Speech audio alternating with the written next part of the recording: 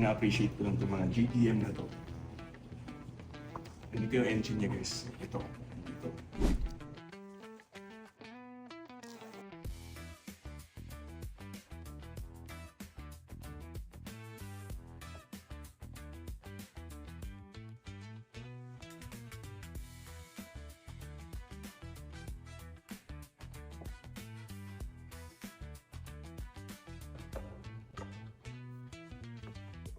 And guys, kakatapos lang natin i-assemble itong si Optimus Prime. Gumagay sa interior, gumagay sa collection ni Sir, kasi may touch of red, iba-ibang kulay, sa mga best pan nyo.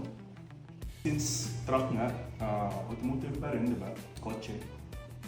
Since yung collection ni Sir, yung mga kotse din, gumagay siya. So, tara, tignan natin yung collection pa ni Sir. So, guys, EW11 MR2. First generation na siya ng MR2. Nice. Ang ganda. Fresh na fresh yung ano. Ano yung loob pare?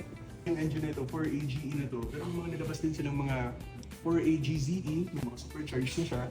Mid-engine. Ibig sabihin yung engine niya nasa likod na.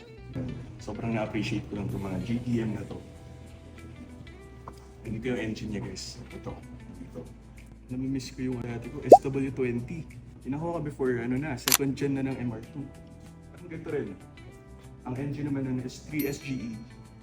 Pero may nilabas din yun na 3SGTE, naka-turbo na. Yes, so, dito naman tayo. GR Yaris. Oh, Nissan mismo. V6 engine. 370Z. Mismo yan, no? Mismo. Warig mismo. Naka-Brembo, no? Ito naman, FL5 na to.